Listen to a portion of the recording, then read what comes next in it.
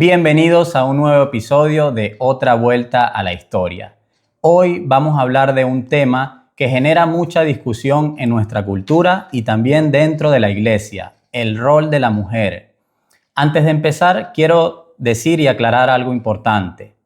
Hay creyentes fieles que por ahí difieren en algunos aspectos del rol de la mujer y nuestro deseo con esto no es atacar, sino pensar bíblicamente.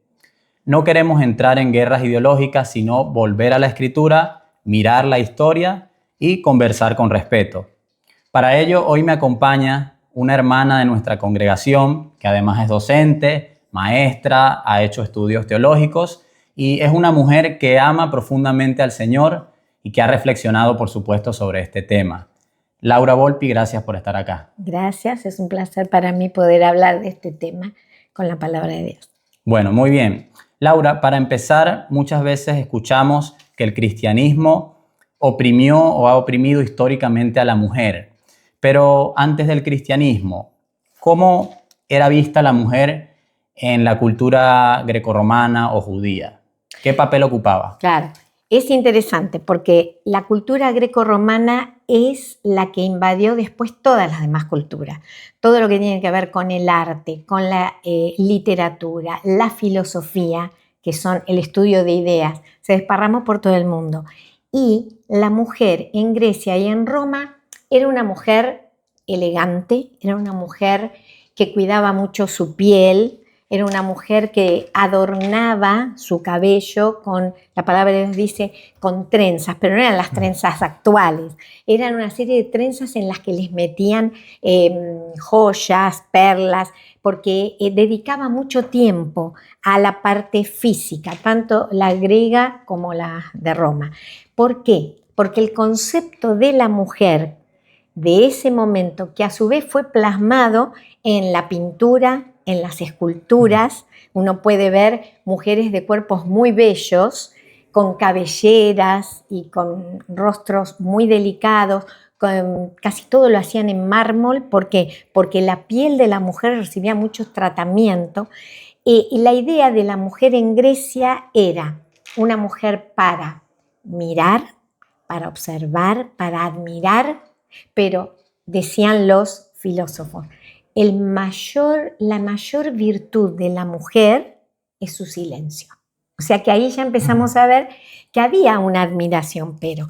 Y después también en Roma, lo hemos visto en muchas películas, la mujer que también era admirada, que era puesta como un adorno muy agradable al lado de gobernadores, de césares, también era sometida al hecho de que para perpetuar a personas en el poder, tenemos que la historia marca que muchos de esos césares y reyes mataban a toda su parentela y aún trataban entonces de tener hijos para el trono de sus propias hermanas. O sea que la mujer también estaba sometida, aún las políticas, las de clase alta, a eso, a ese trato como la mujer en cuanto a la maternidad, pero al servicio de poderes políticos.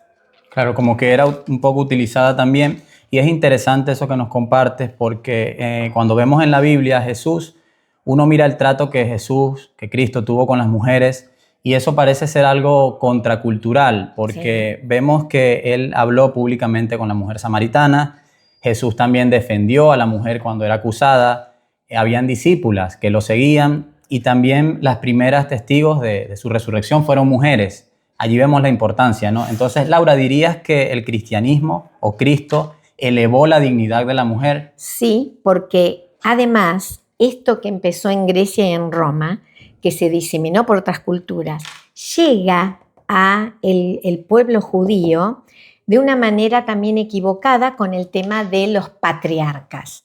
Ellos, el pueblo judío, tenía muy en claro los patriarcas, Abraham, Isaac y Jacob. Y de Abraham, fíjate que Abraham y Sara están renombrados, pero la mujer judía también no estaba muy bien ubicada en el espacio cultural no era muy distinta de las grecorromanas. ¿En qué sentido?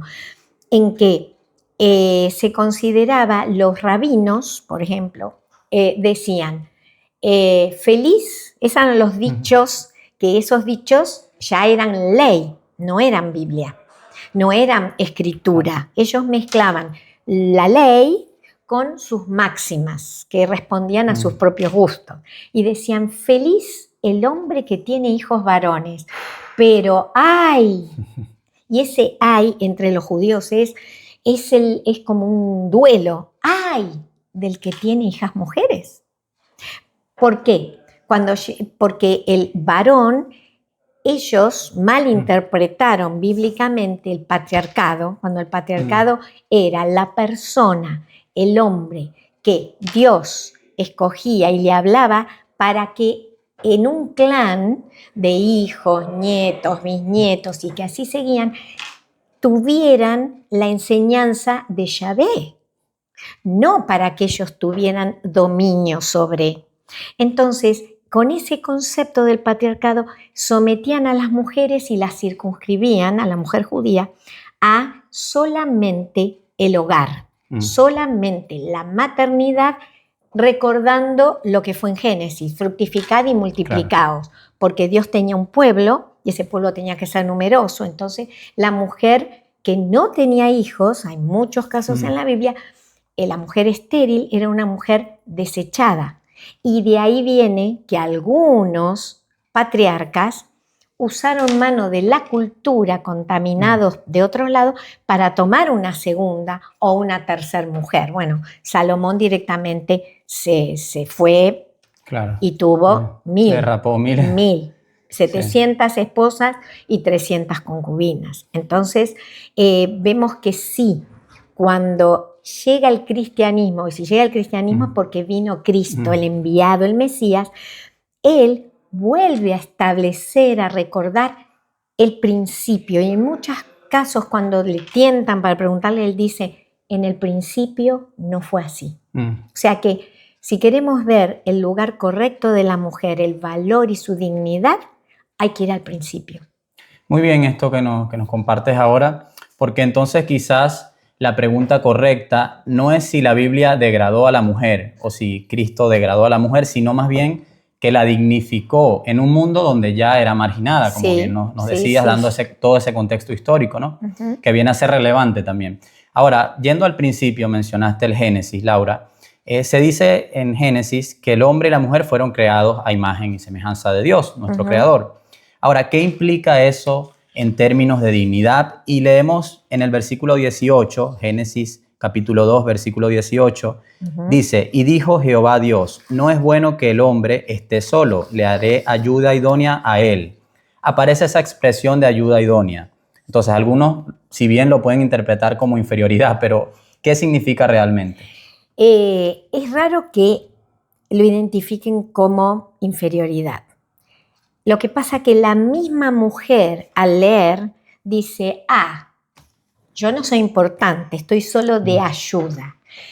Pero eso va con lo que Dios, que es omnisciente y omnipresente y que conocía lo que iba a pasar en el futuro, cuando ve al hombre, que le da al hombre un lugar preponderante, le da que ponga el nombre a los animales, le da que trabaje ese huerto, y tenía una relación personal con Dios, que charlaban, que caminaban. La presencia de Dios no le daba miedo al hombre, era lo mejor que le podía pasar. Una armonía y un orden, ¿no? En todo. Correctísimo.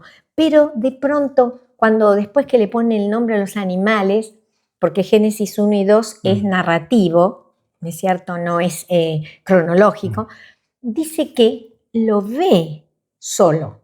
Es decir, solo en cuanto a alguien, una criatura de su misma naturaleza. Entonces dice, no puede estar solo, porque además tiene trabajo. Tengo que hacer a alguien que sea una ayuda. La palabra ayuda, si la queremos definir naturalmente, es alguien que viene en socorro de otro. Es alguien que viene a acompañar, a que se pone al lado para hacer lo mismo que está haciendo, pero hacérselo más liviano. ¿Cómo cambia cuando vemos así? Y ayuda, no solo en ese sentido, sino idónea. La palabra idónea significa la que corresponde. No le puso al lado hembras de animales. Claro. Los animales terminan siendo las mascotas, terminan siendo elementos para trabajar la tierra, pero la mujer de su misma imagen y semejanza que Dios. Esa imagen, esa semejanza no tenía que ver con lo físico, porque Claro. Dios es espíritu. Tenía que ver con su actitud moral, con su pensamiento. Y en el pensamiento de Dios estuvo cuando creó al hombre y a la mujer una pareja digna de estar en su presencia. O sea que la dignidad ya estaba. Ya estaba. Y en el ayuda idónea también es interesante que la palabra, cuando uno va al origen de la palabra en hebreo, dice que es una que rodea, que abraza, no solo acompaña de ponerse al lado, sino que si la ayuda que necesita sea física, mental, espiritual, moral, emocional, ella tiene la capacidad de ir a todos los lados de él. A mí me parece que cualquier mujer que escucha esto no puede decir, yo soy inferior. ¿Quién? Porque le dice que la mujer es ayuda, no dice que el hombre es ayuda. Entonces, nuestro papel es realmente importante. Sí, es hermoso lo que nos compartí. Por eso la expresión de Adán, ¿no? Al verla. No solo físicamente, sino que escuchó que Dios dijo, bueno, te voy a poner a alguien al lado. Y hay algunas, permiso, el paréntesis, hay algunas cristianas que no les gusta cuando yo he dicho que la mujer es el perfecto complemento del hombre. No, somos complementos. Él también nos complementa. El hombre fue creado perfecto.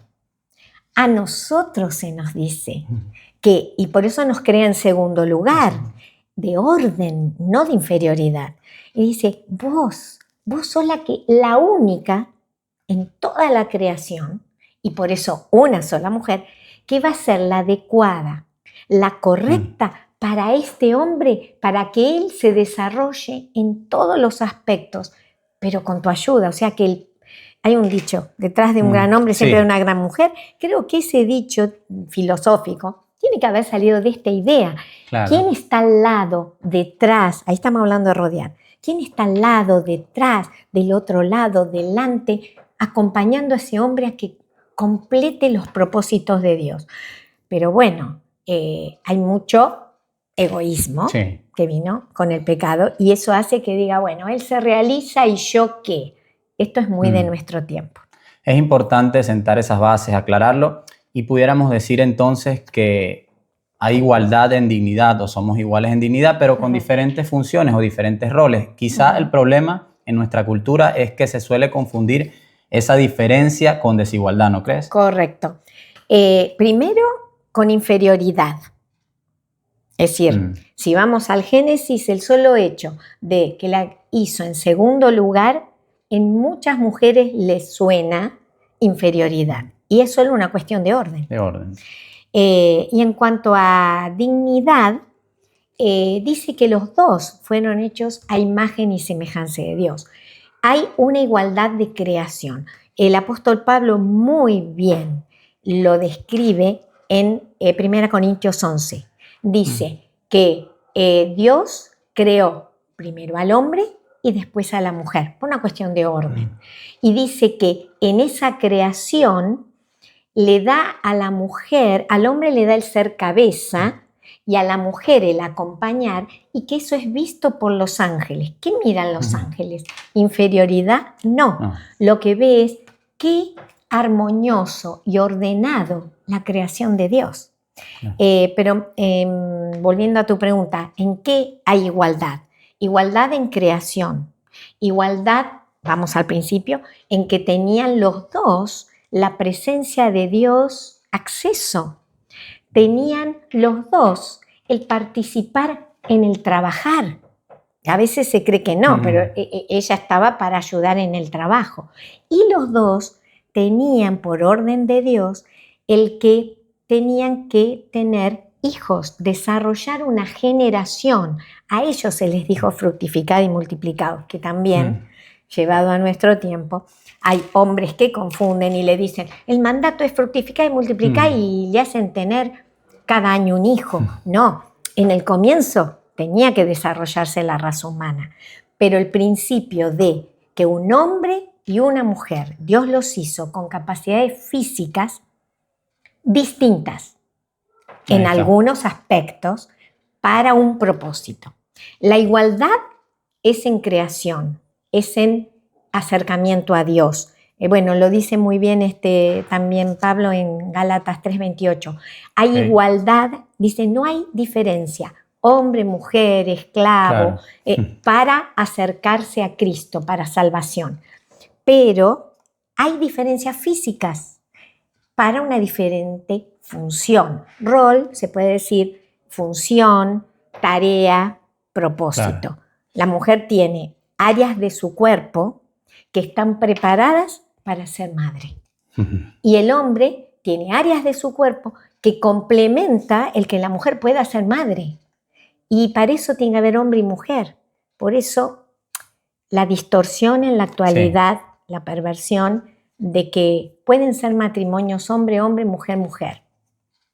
Bíblicamente no fue ese diseño original. Claro, ahora, luego de ver ese diseño original, Laura, podemos ver que hubieron algunas mujeres relevantes en la Biblia, porque la Biblia no presenta mujeres invisibles, sino que también podemos pensar en Débora, Ruth, Esther en el Antiguo Testamento. Si vamos al Nuevo Testamento, María, la Madre de Jesús, Priscila, entre otras tantas. Pero te pregunto, entonces, ¿la narrativa bíblica presenta mujeres pasivas o activas en el plan de Dios? No.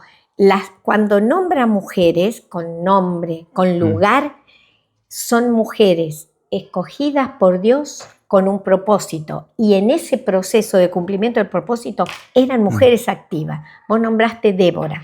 Débora fue la única jueza mujer de 12 jueces que en un periodo de decadencia moral y espiritual profunda del pueblo de Israel, Dios iba escogiendo hombres que más o menos respondían a lo que Dios necesitaba. Gedeón, Sansón, pero entre todos esos hubo un momento en el periodo de jueces que no había un hombre, todos se habían volcado a la idolatría.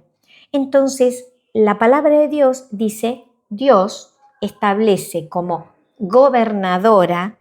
Gobernar es alguien que está a cargo de, no tiene mayor trascendencia que eso, a una mujer Débora que era esposa de una persona y a quien Dios le decía hacia dónde tenía que llevar al pueblo de Israel.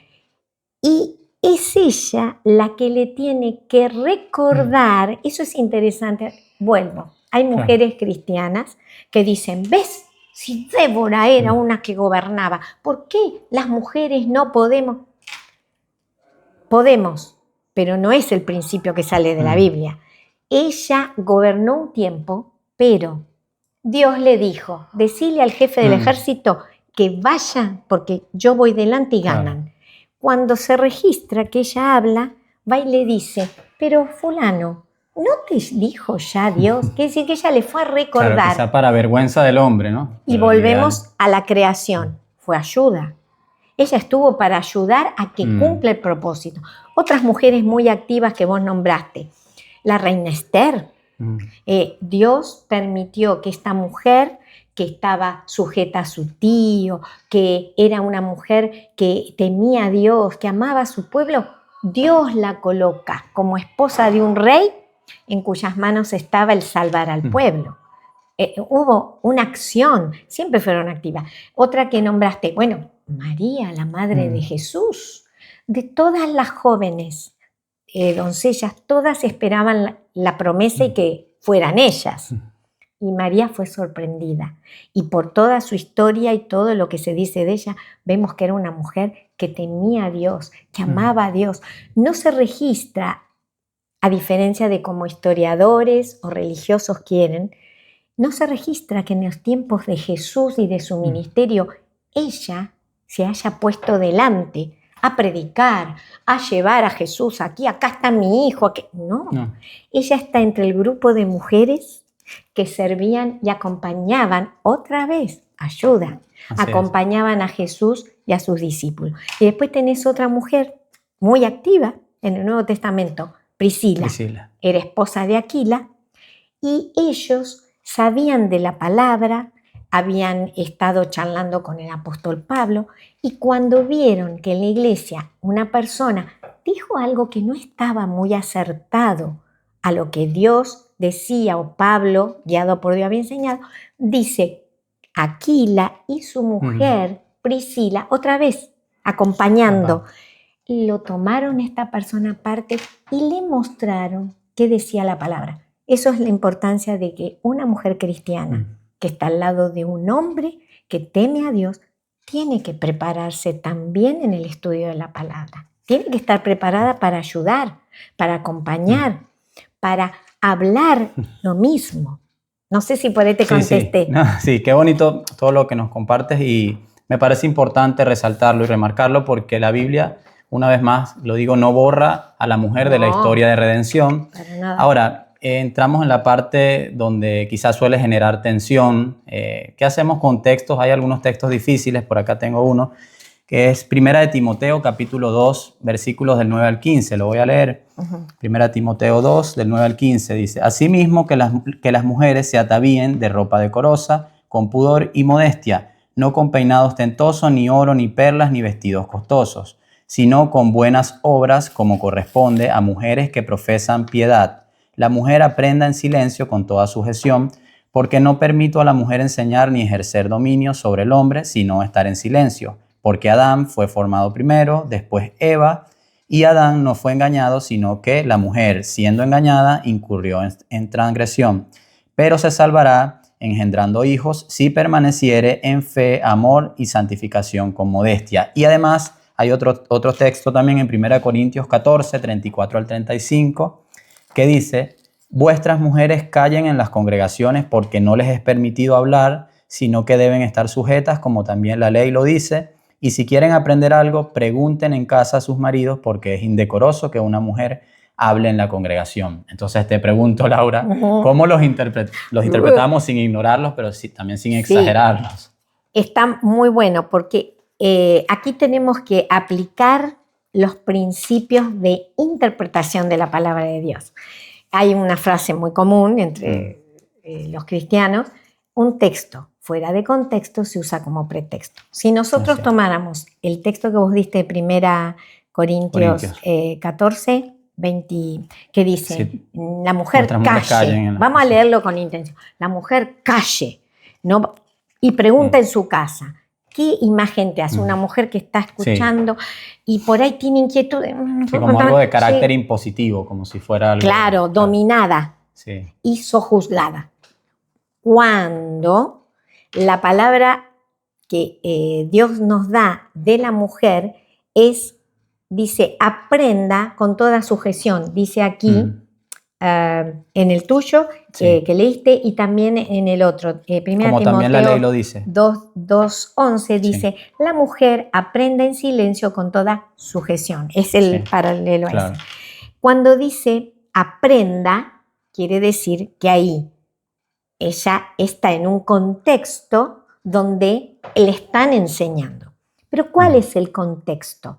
El contexto es una carta que escribe el apóstol Pablo desde la cárcel en Roma, eso lo sabemos por la historia, a Timoteo, que lo había dejado en Éfeso, donde había una iglesia. Entonces, todos los consejos que le da, por eso, texto sacado de contexto no, miremos el contexto. Con solo ver unos versículos para arriba, en el capítulo 2 empieza diciéndole que cómo tenían que orar, con qué frecuencia, a quiénes tenían que tener en el concepto cuando orar. Pero cuando orar, ¿cómo? ¿En tu casa? No, en la iglesia. Cuando se reunían a orar, le dice Timoteo, no oren por cualquier cosa, oren por las autoridades, oren por todos los hombres, hagan peticiones por los reyes para vivir en quietud. Y sigue con los consejos a Timoteo para cuando se reunían como iglesia, la congregación. Y en la congregación estaban hombres, mujeres y niños. Sigue hablando y le dice, bueno, recordemos, en el capítulo 1 le dice que están entrando unos falsos maestros. Cuidado, vos escucha bien. Y entonces le dice, tené cuidado porque hay un solo Dios y un solo mediador entre Dios y los hombres. También le dice, mirá, fíjate el tema de las mujeres volvemos a repetir, en la congregación y en el culto público, lo que nosotros diríamos claro, la reunión para toda la familia. ¿No es cierto que están todos? Dice, tené cuidado, fíjate, decile a las mujeres, versículo 9, que se vistan de manera decorosa, con pudor y modestia. Esto lo repite en Tito. Sí. Pudor, modestia, decoro. Cuando uno va al origen de las palabras en griego, la idea es una ropa que se desliza, cae y deja ver el cuerpo. Eso tiene que ver con pudor, con modestia, con decoro. Entonces decía, fíjate, decile a las mujeres que vengan vestidas de tal manera que no se vean partes de su cuerpo que no se tienen que ver, porque tenían la influencia de la vestimenta griega que hablamos.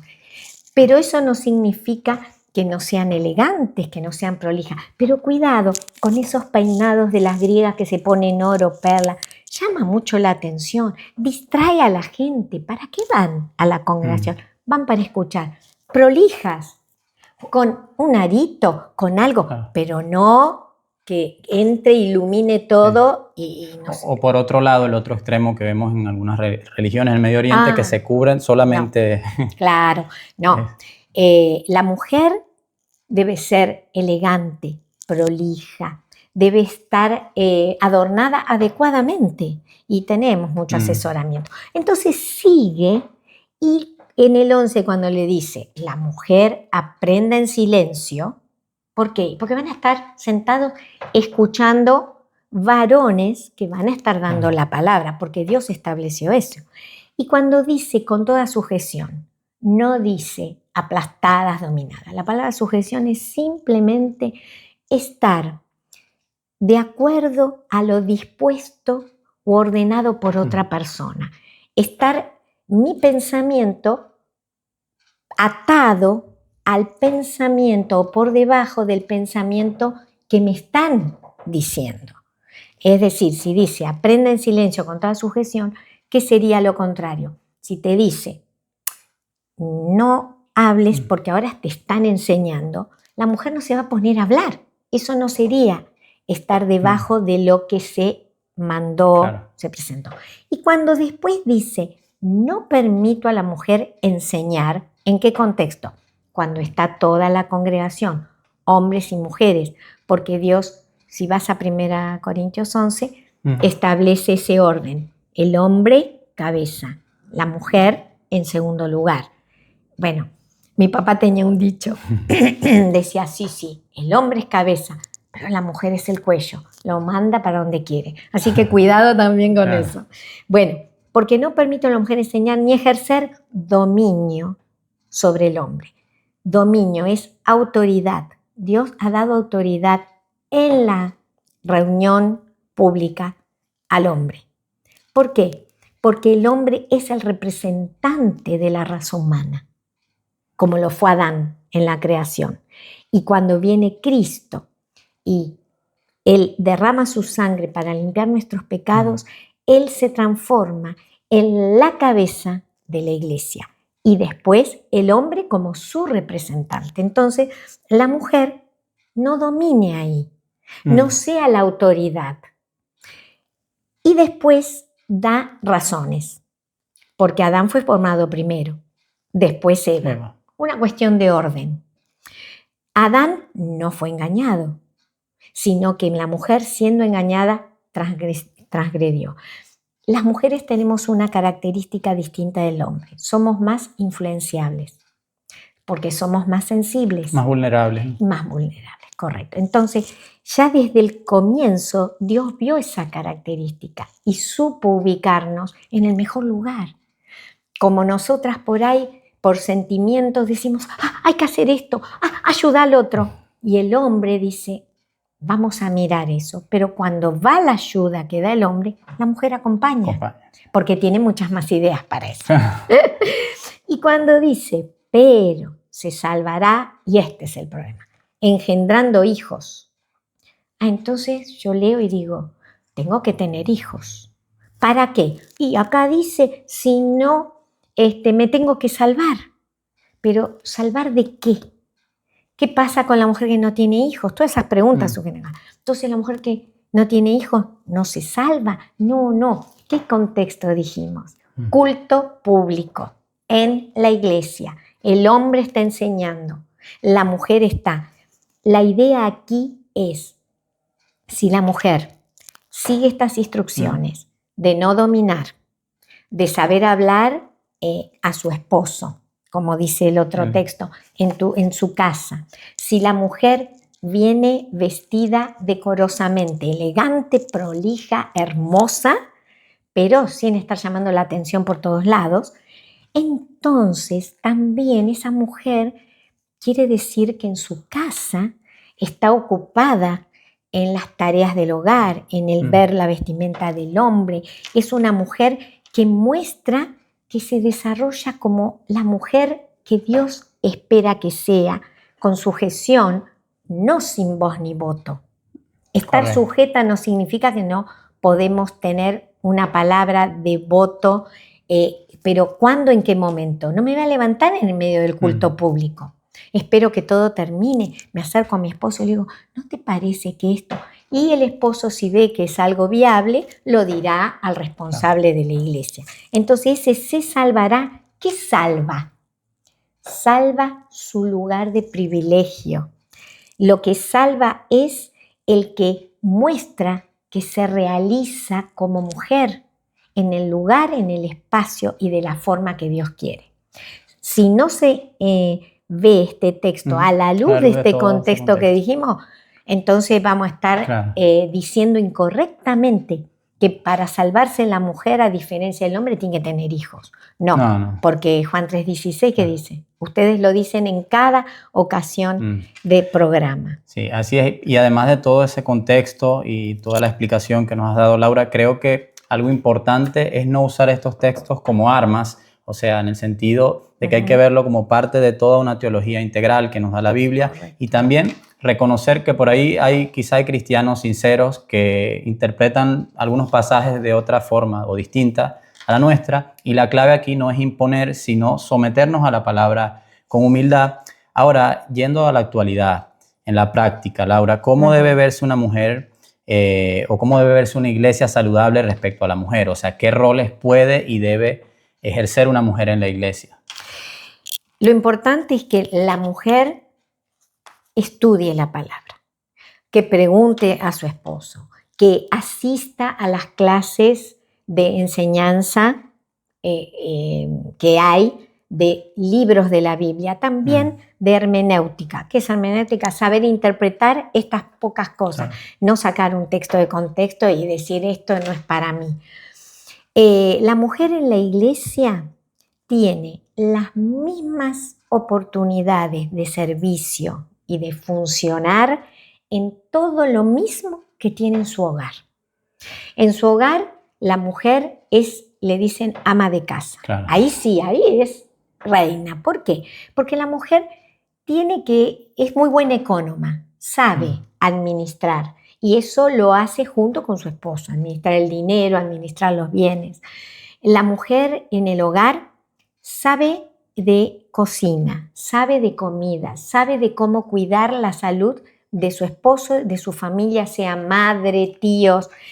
La mujer, hay algunas que saben coser, otras saben comprar la ropa, pero siempre la actitud de la mujer es de cuidado, porque sabe mirar. Bueno, lo trasladamos eso a la iglesia. Entonces, hay muchas áreas que la iglesia tiene hacia la comunidad. Personas que necesitan ropa, que necesitan comida. En esas áreas, las que se le pide que se encarguen son mujeres, las mujeres que se dedican a lo que llamamos el ropero, las mujeres que se dedican a lo que es desayunos, eventos de aniversarios, se consulta a las mujeres.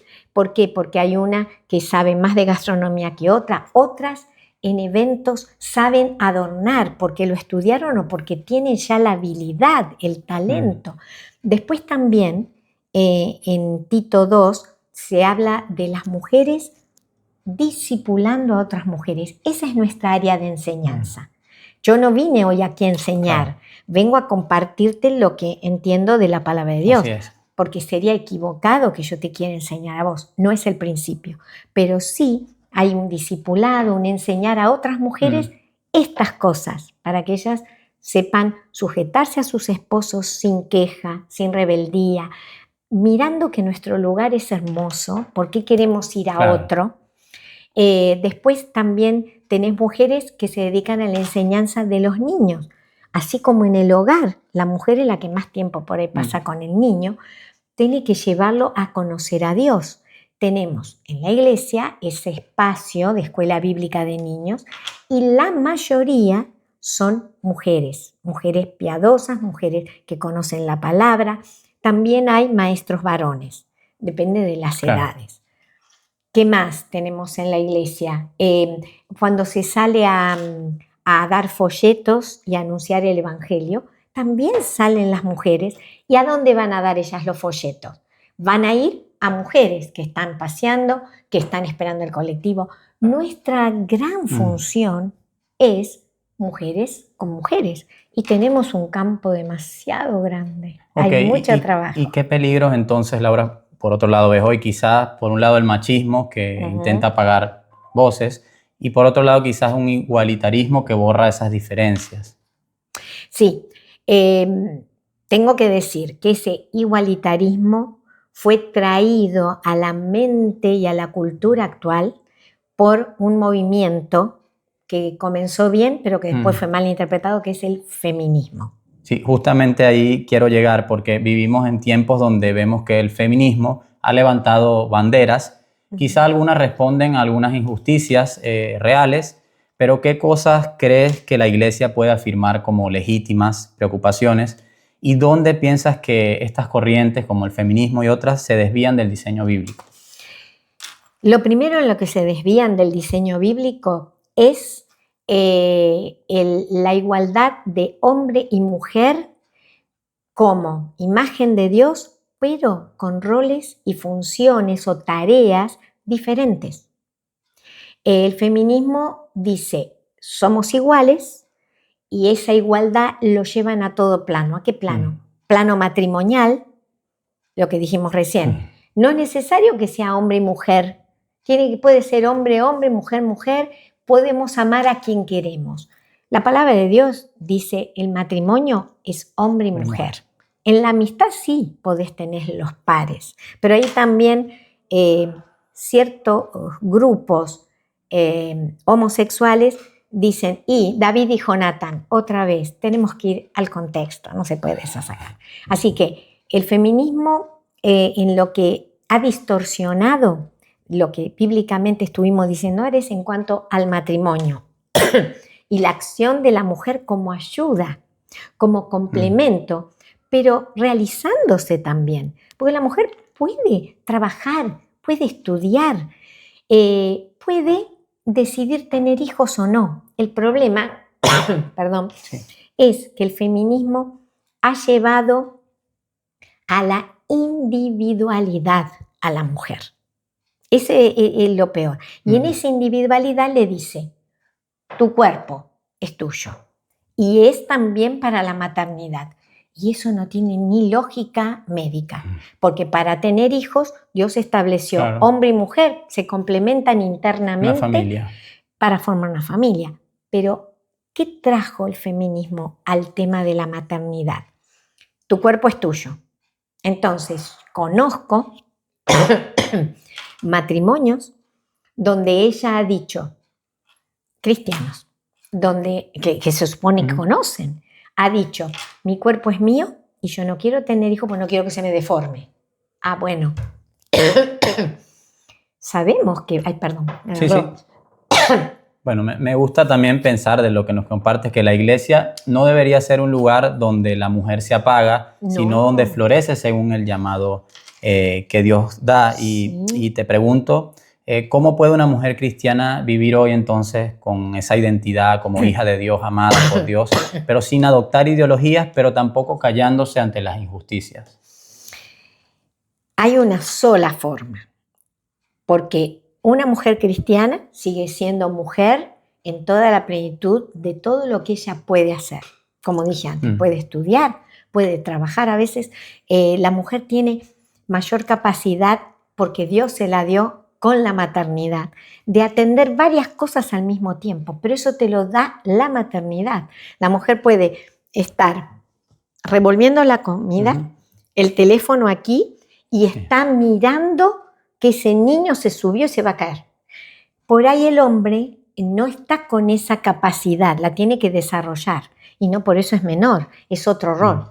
Entonces, la mujer cristiana debería, primero, mirar en la palabra de Dios todo lo que sean sus inquietudes, que vienen del contacto con el mundo, con la cultura. No vamos a poder dejar de escuchar estas corrientes ideológicas, que son ideas. Sí. Tenemos que saber que eso son ideas. Pero lo que está escrito aquí es autoridad de Dios, es palabra de Dios el Creador. Y si yo tengo que tener la capacidad de decir, Dios, que es el Creador, demanda, Él tiene el derecho, y esto que recibo de afuera son ideas que surgen de la distorsión que lamentablemente el pecado que entró en el mundo por un hombre ha llevado, y que responden a individualidades, a deseos propios. Pero si yo miro que esta es la autoridad de Dios y pregunto, como estos textos, che, ¿cómo? Entonces, si yo no pude tener hijos, no soy salva, pregunte al maestro, al pastor, al esposo, que te aclaren, porque en ninguna parte de la palabra de Dios ni da inferioridad a la mujer, al contrario, ni la deja sin instrucción. Ese de aprenda no es, bueno, escuchá, pero nunca tengas un diálogo para generar tus preguntas, no. Entonces, la dignifica, le da el lugar para aprender, para ser escuchada. El Señor Jesús escuchó a las mujeres y le enseñó a sus discípulos a que le den ese lugar. Y hoy en día tenemos que mirar, la mujer cristiana tiene que ver, no puede, hay un acto también de la voluntad. Todo lo que yo escucho o veo y dejo que se anide en mi mente y mi corazón y digo, no, pero tienen razón las feministas que dicen, esta mujer que escucho que dice eso, pero quizás la vida de esa mujer en su casa no es la tuya, el esposo de ella no es el tuyo. Entonces, ¿cuánto oído presto a todo esto?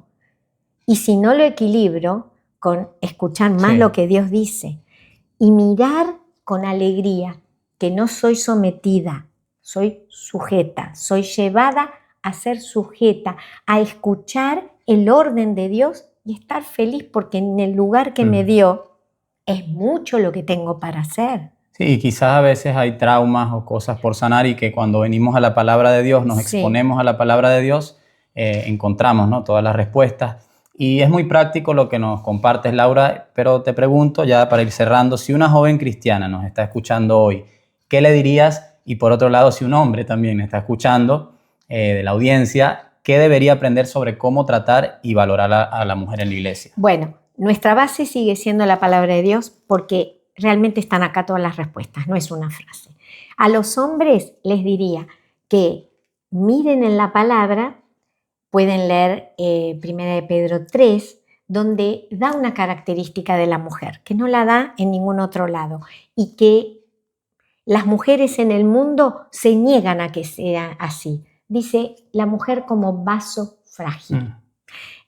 Somos frágiles en emociones, somos frágiles en cuando nos hablan ásperamente, pero para el hombre también hay una recomendación. Dice, maridos, no seáis ásperos con ella. Es decir, somos frágiles en el trato que recibimos, el hablar, también lo físico, y por eso más mujeres, y este es un paréntesis, con esta idea de fragilidad, en este momento hay muchas mujeres que estudian boxeo, karate, que tienen que aprender a defenderse porque tienen violencia en su propio núcleo familiar.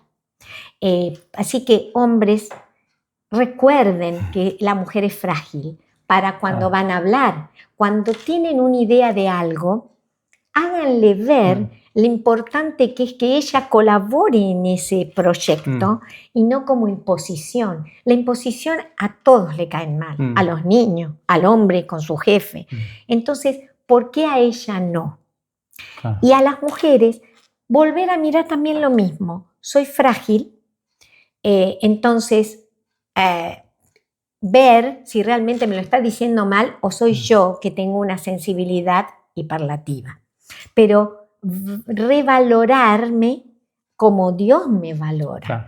Leer mucho los evangelios y ver el trato de Jesús con las mujeres. Claro, sería esa la idea, entonces, verlas como Dios las ve. Verlas como Dios cuidándola, las ve. Protegiéndola y no minimizándola. No minimizando. Y si una mujer, porque fíjate que los dichos del mundo condicionaron el crecimiento de muchas personas. Como vos decís, han sufrido de pronto abuso en su propia familia, que hoy se sabe, abuelos, padres, ejercieron una dominación sobre todas las mujeres que había en el hogar.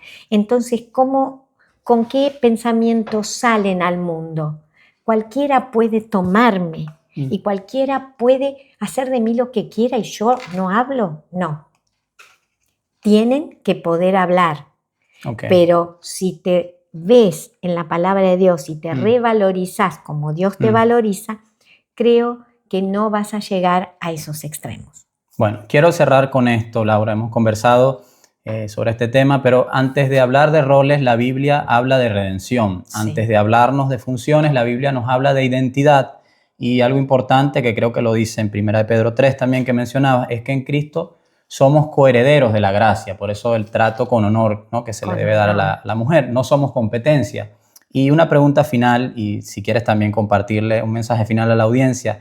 Si Cristo dio su vida por la iglesia y dice que la iglesia somos llamada también la esposa de Cristo, el Cordero, ¿qué nos dice eso sobre el valor que Dios le otorga a la mujer? Y es el gran valor, porque Él siendo el que nos elige como la figura de la esposa, nosotras, mujeres, esposas o las que quisieran ser esposas, tienen que saber que no eligió otra figura, figura de novia, de esposa, y cuando vas a Apocalipsis, la esposa tiene una trascendencia terrible como iglesia porque va a entrar a la casa del Padre. O sea, hay que mirar y escuchar la palabra de Dios con ya el entenderme que soy valiosa, que soy digna, que soy valorada y que mi lugar es especial. Y tratar de que los que están alrededor mío no me quieran hacer creer que soy menos que eso. Muy bien, me gusta ese pensamiento final. Y bueno, gracias Laura por acompañarnos una vez más en esta conversación. Si este episodio te ayudó, si ha sido de edificación para tu vida, por favor, compartilo y sigamos pensando bíblicamente. Si tienen alguna duda, pueden dejarnos en los comentarios y le haremos con gusto llegar a Laura. Así que bueno, siempre con gracia y con verdad, hablando. Así que muchas bendiciones y nos veremos en un próximo episodio. Hasta la próxima.